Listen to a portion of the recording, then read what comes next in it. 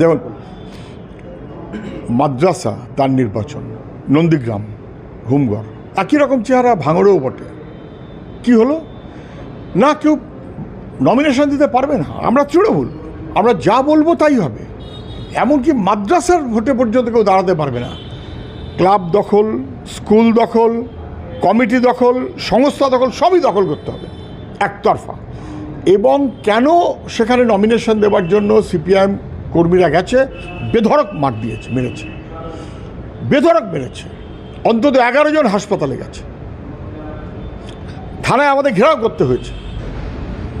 পুলিশের সাহায্য নিয়ে তৃণমূল আক্রমণ করছে যাতে কেউ নমিনেশন দিতে না পারে।